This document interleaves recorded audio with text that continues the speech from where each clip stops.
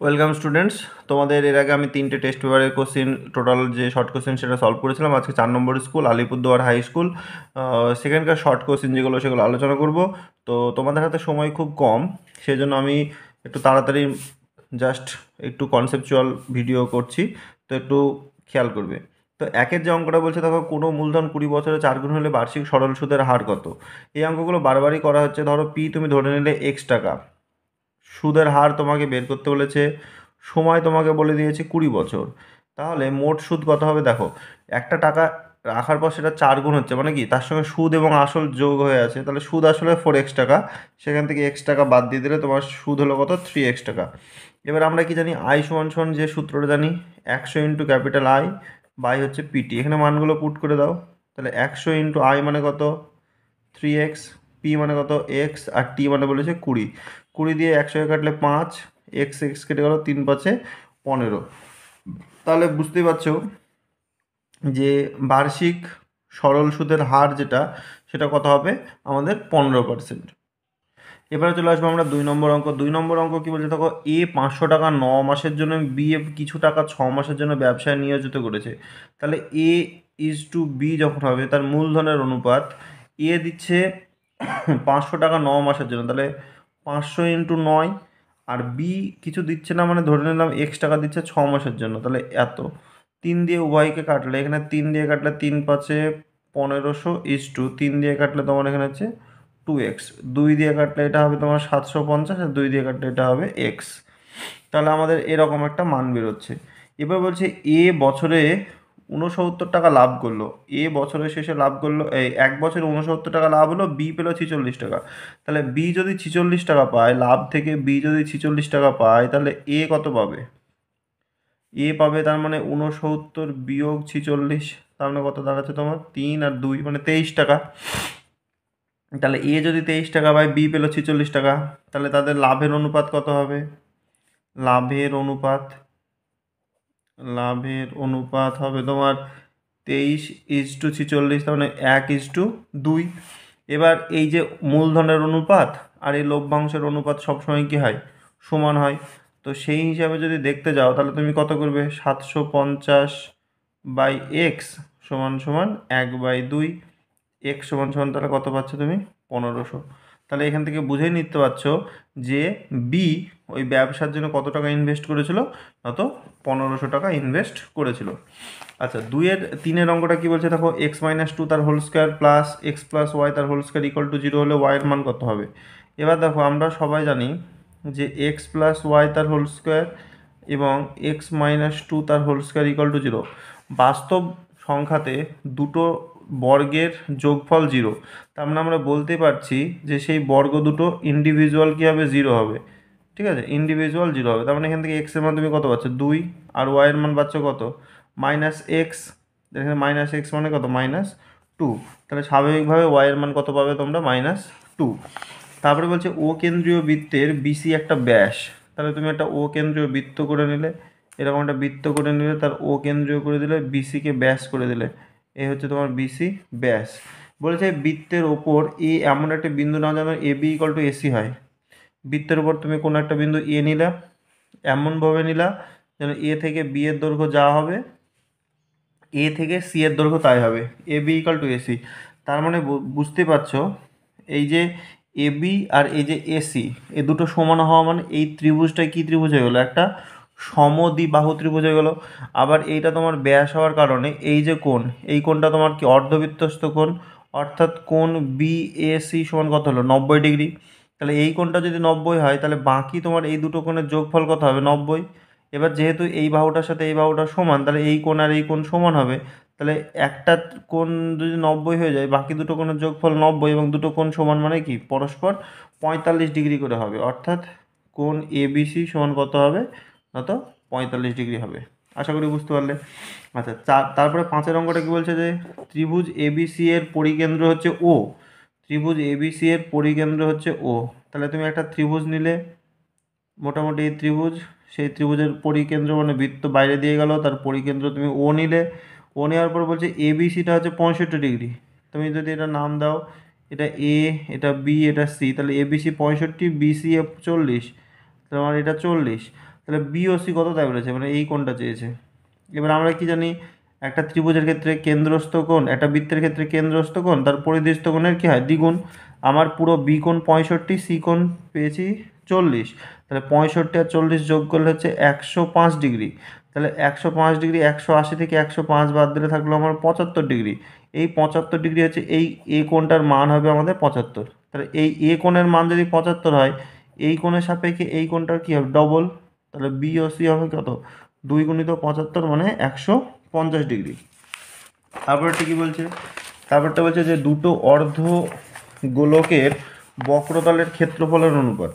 অর্ধগোলকের বক্রতলের ক্ষেত্রফলের অনুপাত, দেখো যখনই ক্ষেত্রফলের অনুপাত দেওয়া থাকবে তখন r1² r2² করবা। আর যেহেতু বক্রতল বলেছে তার মানে 2 পাই r1² বাই 2 পাই r2² সমান সমান 1/9 দেওয়া আছে। তার মানে তুমি এখানে পেয়ে যাচ্ছ r1/r2 তার হোল স্কোয়ার ইকুয়াল টু 1/3 তার হোল স্কোয়ার, কারণ 1/9 মানে 1/3। তাহলে এখান থেকে তুমি পেয়ে যাবে r1/r2 সমান 1/3। এবার যেহেতু আয়তনের প্রশ্ন, তাহলে এটাকে তুমি কিউব করে দাও, r1/r2 তার হোল কিউব আর 1/3 তার হোল কিউব। তাহলে তুমি এখানে পেয়ে যাবে r1³ এখানে পেয়ে যাবে r2 কিউব, আর ওপরে নিচে পেয়ে যাবে 1/27। এবার তোমার যেহেতু অর্ধগোলক, তাহলে এখানে 2/3 পাই লাগিয়ে দাও, এখানেও 2/3 পাই লাগিয়ে দাও। তাহলে আয়তনের দুটো অনুপাত v1 v2 1/27। তার মানে হচ্ছে তোমার অপশান এটা সঠিক হবে, অপশান এ। তারপর একটা প্রশ্ন কি বলছে, যে বার্ষিক x% সরল সুদের হারে y টাকার জেড মাসের সুদ কত হবে। আমরা সবসময় জানি ক্যাপিটাল I ইকুয়াল টু কি, PTR/100। তাহলে পি মানে আসল, সুদের হারে y টাকার, তার মানে এখানে y বসিয়ে দিলে, টি মানে কি সময় বছরে, জেড মাস আছে তাহলে মাসকে বছরে নিয়ে যেতে 12 দিয়ে ভাগ করতে হবে, 12 নিচে নামিয়ে দিলে। সুদের হার কত বলেছে, x%, নিচে থাকলো তোমার 100। তাহলে সুদ কত হবে, দাদা XYZ বাই হচ্ছে তোমার 1200, এই হবে তোমার সুদের পরিমাণ। আচ্ছা এবার চলে আসছি আমরা তার পরের অঙ্কটা। কি বলছে, x প্রপোর্শনাল টু বলেছে 1/y, আবার y প্রপোর্শনাল টু বলেছে 1/z।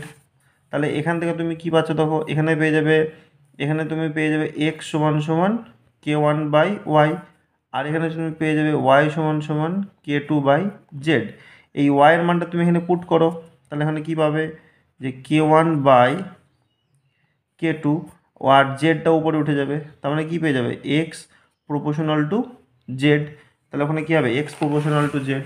তারপরে একটা প্রশ্ন করেছে যে √5+2 এর অনুবন্ধী করণী কত হবে। তো আমরা সবসময় মাথায় রাখবো অনুবন্ধী করণী আর করণী নিরসক উৎপাদকের মধ্যে পার্থক্য আছে। অনুবন্ধী করণী মানে, এর অনুবন্ধী করণী মানে এই যেখানে রুট থাকবে, এই যে যেখানে রুট আছে তার আগে যে চিহ্ন থাকবে সেই চিহ্নটাকে চেঞ্জ করবে। তার মানে মাইনাস, এখানে দেখো প্লাস আছে, তার মানে এর অনুবন্ধীকরণ হবে 2 - √5, এটা হবে উত্তর। আচ্ছা তারপর বলছে একটি চতুর্ভুজের বিপরীত কোণদ্বয়, একটি চতুর্ভুজের বিপরীত কোণদ্বয় পরস্পর সম্পূরক হলে চতুর্ভুজের শীর্ষবিন্দুগুলি কী হবে বলো তো, সমবৃত্তস্থ হবে, সমবৃত্তস্থ হবে। তার কারণ একটা বৃত্তের মধ্যে একটা চতুর্ভুজ যদি থাকে, সেই চতুর্ভুজটাকে আমরা বৃত্তস্থ চতুর্ভুজ বলি। এবং আমরা 10 নম্বর চ্যাপ্টারে কী শিখেছি, বৃত্তস্থ চতুর্ভুজের বিপরীত যে কোণগুলো, সেই বিপরীত কোণ দুটোর যোগফল কী হয়, সবসময় 180 ডিগ্রি হয়। তারপর বলছে একটি সরলরেখা বৃত্তকে দুটি বিন্দুতে ছেদ করলে সরলরেখাটিকে বৃত্তের ড্যাশ বলে। দেখো একটা সরলরেখা যখন একটা বৃত্তকে বাইরের কোনো বিন্দু দিয়ে ছেদ করে চলে যাবে না, তখন সেই সরলরেখাটাকে বলবে স্পর্শক। কিন্তু যদি একটা সরলরেখা বৃত্তের কোনো বিন্দুতে ছেদ করে, এরকম দুটো বিন্দুতে ছেদ করে, এখানে একটা এখানে একটা, তখন দেখো এই সরলরেখাটা হয়ে যাবে কি, বৃত্তের জ্যা। ছেদ করলে সরলরেখাটিকে বলা হবে বৃত্তের জ্যা, বা তুমি অন্য কিছু নামে হয়তো ছেদক বলেও হয়তো ডাকতে পারো। কিন্তু যেহেতু সরলরেখাটি বৃত্তের দুটি বিন্দুতে ছেদ করেছে, সেই সরলরেখাটি বৃত্তের ড্যাশ বলে, তো জ্যা বলাটাই ঠিক হবে, কারণ দুটো বিন্দুতে ছেদ করেছে তো জ্যা। এবার জ্যা যদি কেন্দ্র দিয়ে যায় তখন সেটা ব্যাস হবে। তারপরে বলছে একটি ঘনকের একটি তলের দৈর্ঘ্য, ঘনক, ঘনক মানে বুঝতে পারছো তো, ঘনক মানে এই যে একটা ঘনক, সেই ঘনকের কিন্তু কর্ণের দৈর্ঘ্য চাইনি, ঘনকের বলেছে কি, ঘনকের একটি তল, তার ঘনকের একটা তল কেমন হয়, বর্গাকার হয়। ঘনকের একটা তল বর্গাকার, তার বাহুর দৈর্ঘ্য যদি এ হয়, তাহলে এর কর্ণের দৈর্ঘ্য কত হবে, a√2, কারণ বর্গক্ষেত্র। তো সেটাই হবে, এখানে বলেছে একটি তলের দৈর্ঘ্য ড্যাশ ইন্টু একটি ধারের দৈর্ঘ্য, তার মানে কী হবে, এখানে √2 হবে। আর যদি বলতো ঘনকের, তাহলে ঘনকের হচ্ছে √3 × a, তাহলে √3 হতো। আচ্ছা, তারপরে বলছে সত্য মিথ্যা নির্বাচন করতে। প্রথমটা বলেছে এক নির্দিষ্ট আসলের ওপর সমান হারে সুদ হলে 2 বছরের সরল সুদ চক্রবৃদ্ধি সুদের তুলনায় বেশি। দেখো, নির্দিষ্ট আসলের উপর সমান হারে সুদ হলে 2 বছরের সরল সুদ চক্রবৃদ্ধি সুদের তুলনায় বেশি। এটা কখনোই সম্ভব না, এটা কখনোই সম্ভব না। 3-1 অঙ্কটা এটা হবে সম্পূর্ণ ফলস। তার কারণ আমরা জানবে সবসময় চক্রবৃদ্ধি সুদ সরল সুদের থেকে সবসময় কী হবে, বেশি হবে। এখানে বলেছে সরল সুদটা চক্রবৃদ্ধি সুদের তুলনায় বেশি, সেই জন্য এটা কী হলো, মিথ্যা হলো। তারপরে বলছে 2 প্রশ্নটা কি বলছে, এ এর মূলধন বি এর মূলধনের 2.5 গুণ হলে এ ও বি এর লভ্যাংশের অনুপাত কত হবে? তাহলে A/B মূলধনের অনুপাত বলছে, দেখো এ এর মূলধন বি এর মূলধনের 2.5 গুণ, তাহলে বি যখন 1 টাকা পাবে তখন এ পাবে কত বলো তো, 2.5 টাকা।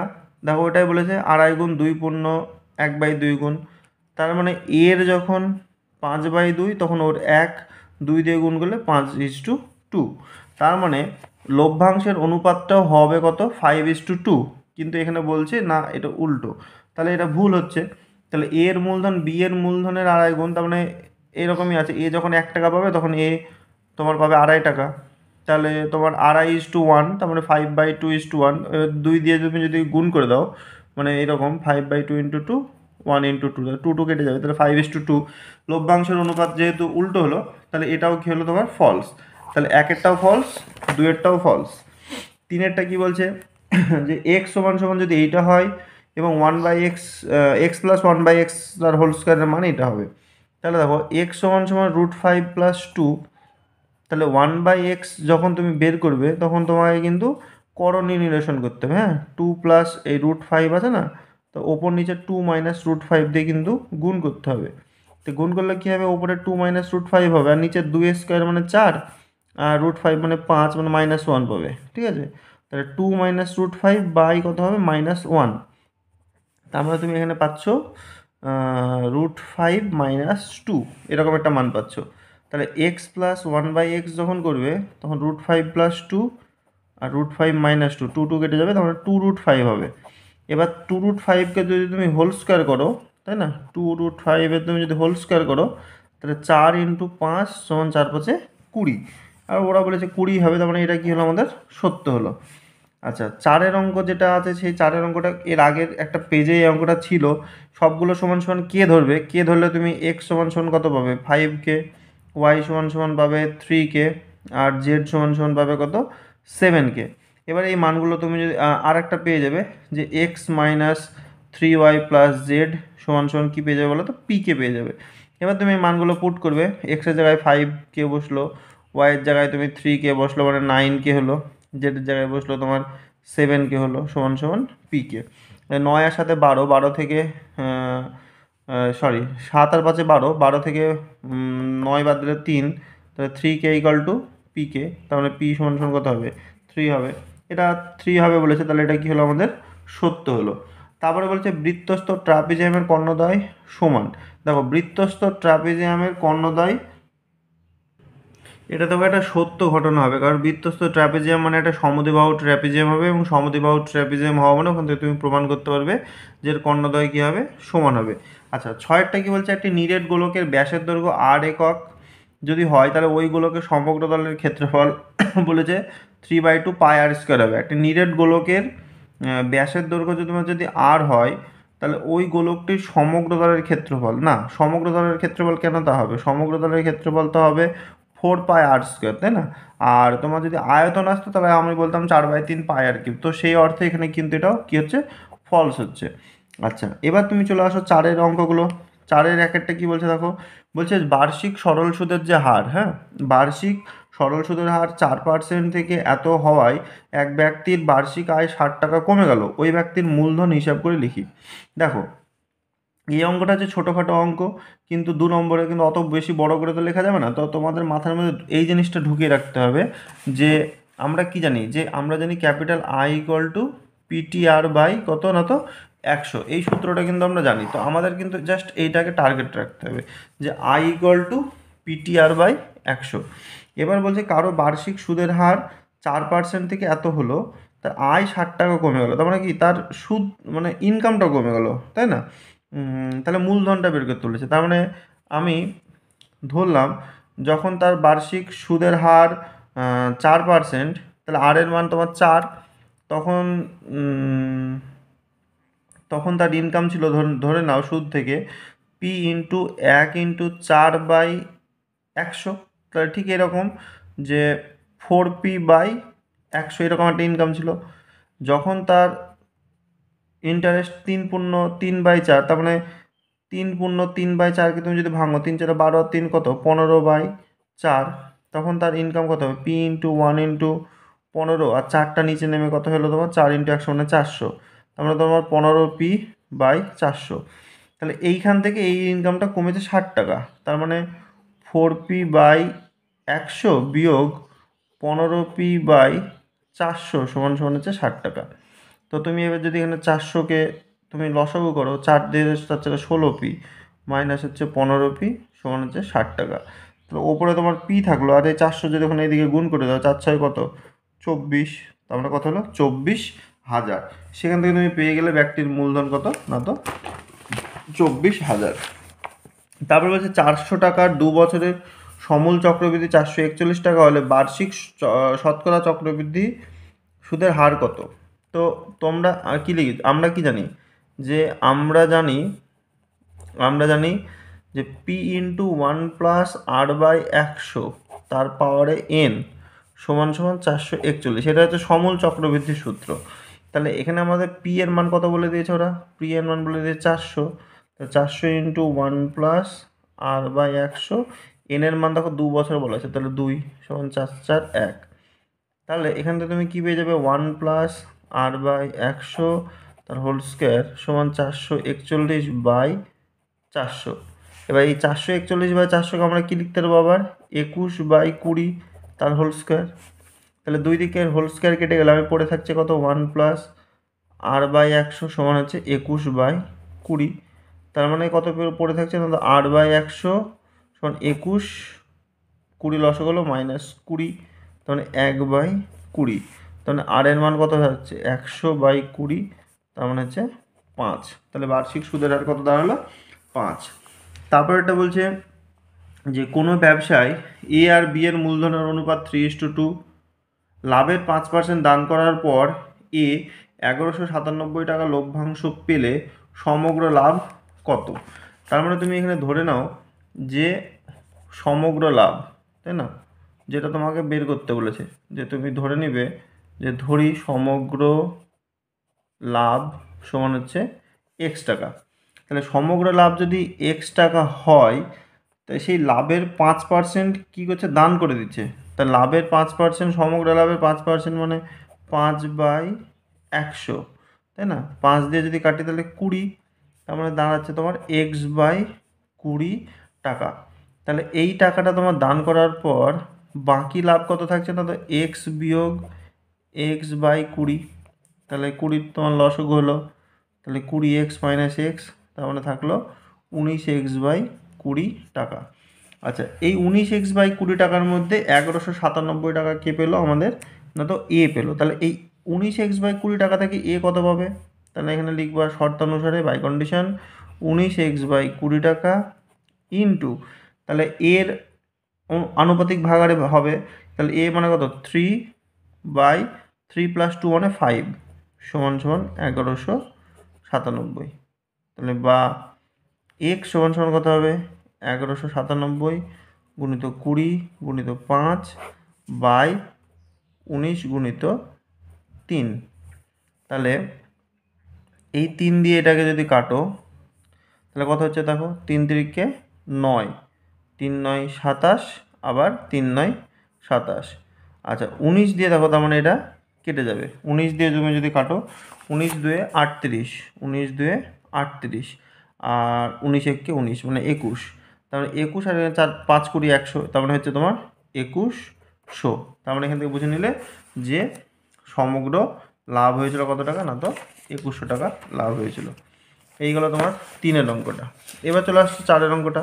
4-এর অঙ্কটা কী বলছে দেখো, যে x² - x সমান এই যে এই সমীকরণটা দেওয়া আছে তার বীজদ্বয়ের সমষ্টি শূন্য হলে কে এর মান কত।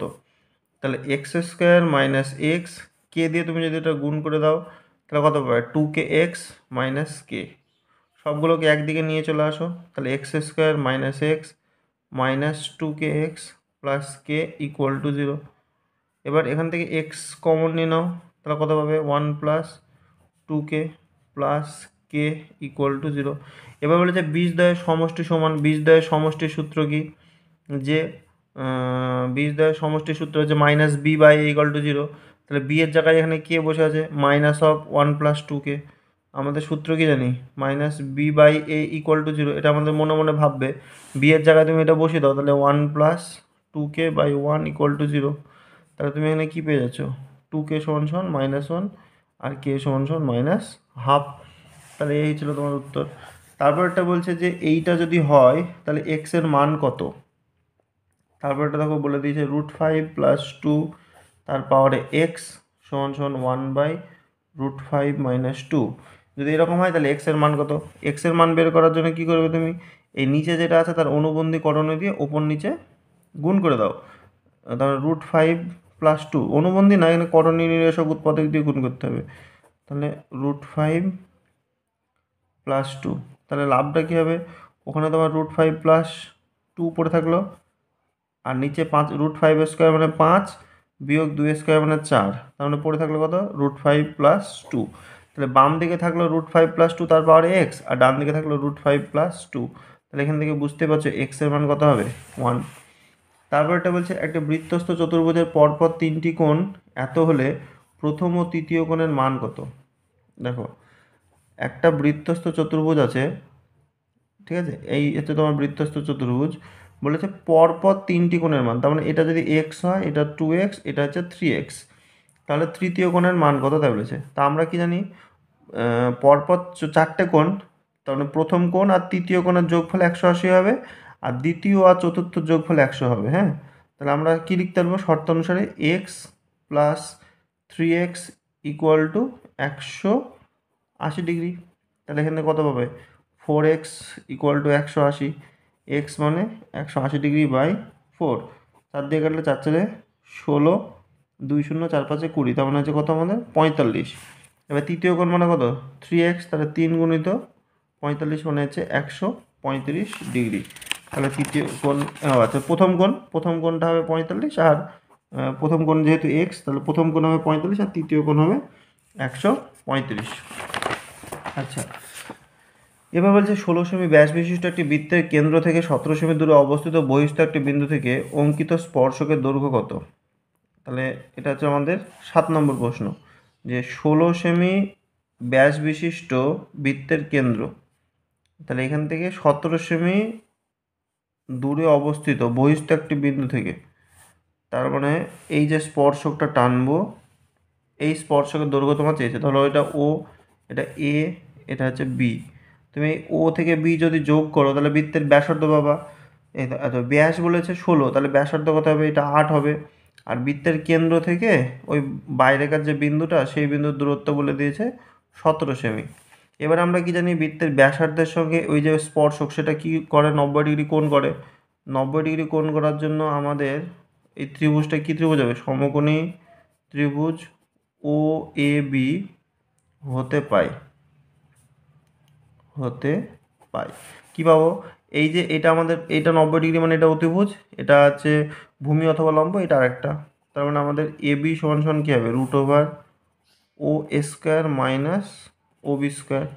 তাহলে ও এ মানে কত, 17, তাহলে 17 স্কোয়ার মাইনাস 8 স্কোয়ার। এবার 17 স্কোয়ার গেলে কত পাবে, 289, আর 8 স্কোয়ার মানলে 64, তাহলে বিয়োগ করো 5 2 2 225, তার মানে কত হবে 15, তার মানে উত্তরটা হবে আমাদের 15 সেমি। আচ্ছা, তারপরটা বলছে কি, একটি বৃত্তের দুটি জ্যা এ বি ও এসি পরস্পর লম্ব। আচ্ছা, এই অঙ্কটাও ছিল এর আগে, অর্ধবৃত্তস্থ কোণ এক সমকোণ, ওই ওখান থেকে দিয়েছে আর কি। এ বি তোমার বলেছে, ধরো এইটা তোমার এ, এটা বি, আর এটা তোমার ধরে নাও তুমি সি, ঠিক আছে। এবার বলে দিয়েছে এ বির সঙ্গে এসিটা পরস্পর লম্ব। এবিটা হচ্ছে 4 সেমি, এসি হচ্ছে তোমার 3 সেমি। তখন বলেছে বৃত্তের ব্যাসার্ধ দৈর্ঘ্য নির্ণয় করো, তাহলে তোমার থাকলো এ বিসি। এবার ব্যাপার হচ্ছে এটা যখন লম্ব হবে, এটা লম্ব কখন হবে, যখন অর্ধবৃত্তস্থ কোণ এক সমকোণ হয় তখনই কিন্তু আমার 90 ডিগ্রি হয়। তার মানে এখানে উল্টোভাবে বলতে চাইছে যে বিসিটা কিন্তু অবশ্যই কিন্তু বৃত্তের কী হবে, ব্যাস হবে। আর এইটা যখন তোমার 90 ডিগ্রি কোণ, তাহলে বিপরীত বাহুটা বের করার সূত্র বুঝতেই পারছো যে বিসি সমান সমান রুট ওভার কী হবে, AB square plus AC square, মানে 4 স্কোয়ার প্লাস 3 স্কোয়ার, তাহলে 16 প্লাস 9 রুট 25, মানে কত পাবে 5। তাহলে পুরো বিসি যদি 5 পাও, তাহলে ব্যাস পাচ্ছ 5, তার মানে তোমার ব্যাসার্ধ কত হবে, তাহলে ব্যাসার্ধ হবে 2.5 সেমি, তার মানে 5-এর অর্ধেক। আচ্ছা, তারপর একটা কি বলছে যে ত্রিভুজ এবিসি ত্রিভুজে বিসি বাহু সমান্তরাল সরলরেখা এবি ও এসি বাহুকে পি ও কিউ বিন্দুতে ছেদ করেছে। তাহলে একটা তুমি ত্রিভুজ এঁকে নাও, যে ত্রিভুজ এ বি সি করে নিলে। আচ্ছা, এবিসি ত্রিভুজের বিসি বাহু সমান্তরাল সরলরেখা করলে, বিসি বাহু সমান্তরাল সরলরেখা এবিকে পি বিন্দু থেকে আর বিসিকে কিউ বিন্দুতে ছেদ করেছে। যদি এ কিউ, যদি এই এ কিউ সমান 2 এপি হয়, 2 এপি হয়, 2 এপি হয়, তাহলে বি পিবি, মানে পিবি মানে এইটা ইজ টু কিউসি এর অনুপাত কত তাই বলেছে। তো একটা মজার বিষয় হচ্ছে, আমরা থ্যালাসের উপপাদ্য অনুসারে জানি যে একটা ত্রিভুজের কোনো বাহুর সমান্তরাল সরলরেখা যদি আমরা টানি, তো বিপরীত যে দুটো বাহু থাকে যে বিন্দুতে ছেদ করে সেখানে কী করে, সমদ্বিখণ্ডিত করে। তো সেই সূত্র অনুসারে তোমরা এপি বাই পিবি সমান সমান এ কিউ বাই কিউসি এই কথাটা লিখতেই পারো, কারণ এই দুটো অনুপাত সমান। এবার তোমাকে যেটা অনুপাত চেয়েছে পিবি ইজ টু কিউসি, তাহলে তুমি এই পিবিকে ওখানে নামিয়ে দাও, এ কিউকে এখানে নামিয়ে দাও, তাহলে এপি বাই এ কিউ সমান সমান আমরা লিখতেই পারি পিবি বাই কিউসি। এবার পিবি বাই কিউসিকে বাম দিকে লিখো, তাহলে পিবি বাই কিউসি সমান সমান, এবার এপি বাই, এবার এ কিউ মানে আবার 2 এপি বলা আছে, তাহলে 2 এপি এখানে লিখে দাও এপি, তাহলে এপি এপি কেটে গেলো, সমান সমান কী পড়ে থাকলো 1/2 মানে হাফ। এটাই হবে আমাদের অনুপাত। তারপরে বলেছে 10-এরটা যে একটি ঘনকের প্রতিটি ধারের দৈর্ঘ্য 50% বৃদ্ধি পেলে ঘনকটির সমগ্র তলের ক্ষেত্রফল শতকরা কত বৃদ্ধি পাবে তা হিসাব করে লিখি।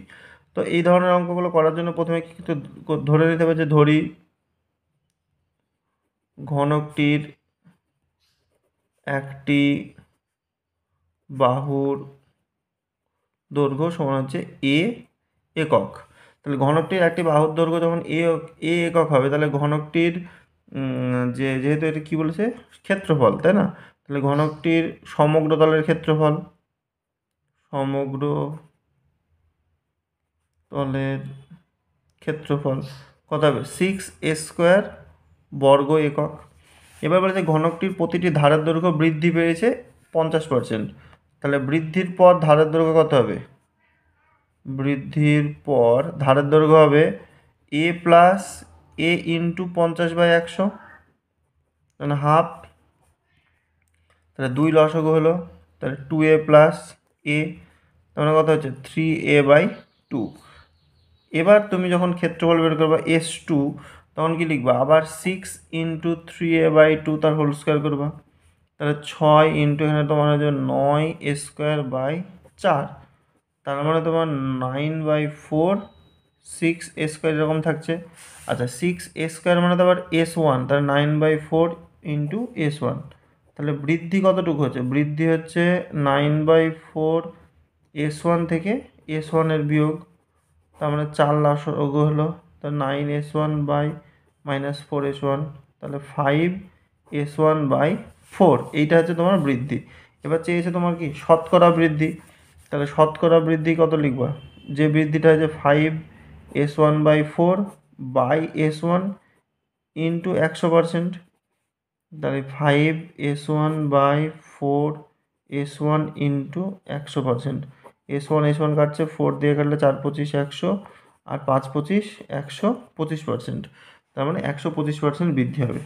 তারপরে বলছে কি যে দুটি লম্ববৃত্তাকার চোঙের আয়তন ও আয়তন সমান ও তাদের উচ্চতার অনুপাত এত হলে চোঙ দুটির ব্যাসার্ধের দৈর্ঘ্যের অনুপাত কত? তাহলে তুমি চোঙ দুটো, যে দুটো চোঙ তোমার আছে, হ্যাঁ, সে দুটো চোঙের তুমি ব্যাসার্ধ তুমি ধরে নাও, প্রথমটা R1 আর তারপরটা তুমি ধরে নিলে R2। প্রথমটার উচ্চতা তুমি ধরলে H1, এর পরেরটা উচ্চতা ধরলে তুমি H2। ঠিক আছে, এবার বলেছে এর আয়তন যদি V1 হয় তাহলে এর আয়তন হচ্ছে V2। তাহলে V1 সমান সমান, যেহেতু চোঙ, তাহলে তুমি কি লিখবা? পাই R1 স্কোয়ার H1, আর এর ক্ষেত্রে করবা পাই R2 স্কোয়ার H2। এবার আমাদের শর্তে কি বলা আছে? এদের আয়তন সমান এবং উচ্চতার অনুপাত 1:2। তার মানে H1:H2 সমান 1:2, আর V1 ইকুয়াল টু বলা আছে V2। তাহলে V1 মানে কত? পাই R1 স্কোয়ার H1, আর V2 মানে পাই R2 স্কোয়ার H2। পাই পাই কেটে গেল। তোমার ব্যাসার্ধের অনুপাত চেয়েছে, তাহলে R1/R2 তার হোল স্কোয়ার সমান সমান কী পাবা? H2/H1। তার মানে কি R1/R2, তার মানে দেখো H2/H1 মানে কি H1/H2 তার উল্টোটা, তার মানে 2/1 হবে। এবার যেহেতু এখানে হোল স্কোয়ার আছে, এবার এখানে স্কোয়ার নাই, মানে এটা স্কোয়ার তুললে রুট হয়ে যাবে ডান দিকে, তাহলে R1/R2 সমান সমান √2/1, তার মানে √2/1, তার মানে অনুপাত হবে √2:1। তারপরে প্রশ্ন করেছে যে একটি লম্ববৃত্তাকার শঙ্কু, একটি লম্ববৃত্তাকার শঙ্কুর ক্ষেত্রে প্রশ্ন করেছে কি, দেখো যে একটি লম্ববৃত্তাকার শঙ্কুর উচ্চতা বলে দিয়েছে 12, তাহলে H বলে দিয়েছে তোমার 12 সেমি। আচ্ছা, আয়তন বলে দিয়েছে 100 পাই।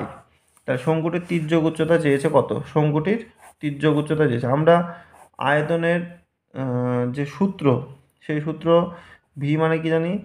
1/3 পাই R স্কোয়ার H, এই জিনিসটা জানি।